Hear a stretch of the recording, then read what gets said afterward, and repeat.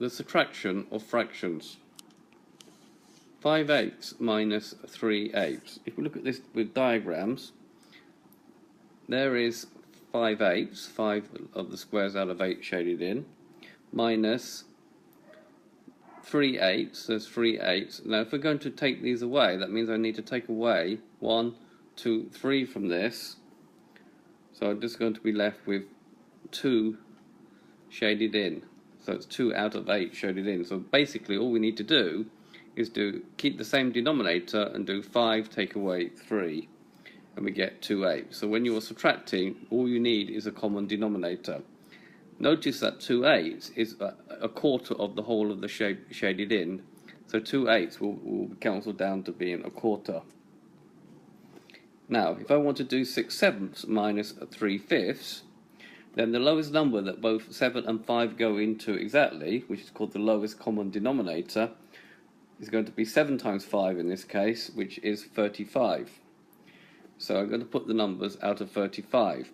Now how did I get from 7 to 35? Well, I multiplied by 5, therefore if I multiply the denominator by 5, I must multiply the numerator by 5. So I'm going to get 6 times 5, which is 30 there.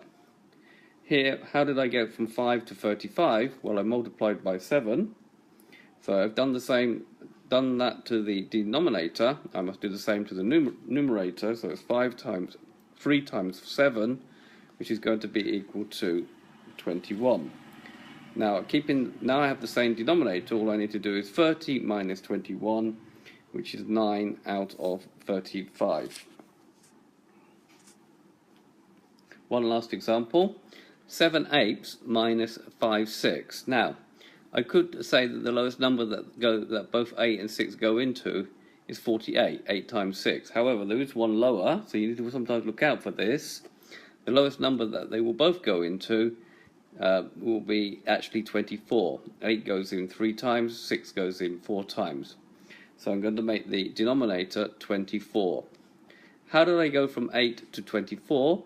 Well, I multiplied by 3. Therefore I must do the same to the numerator. 7 times 3 is 21. How did I go from 6 to 24?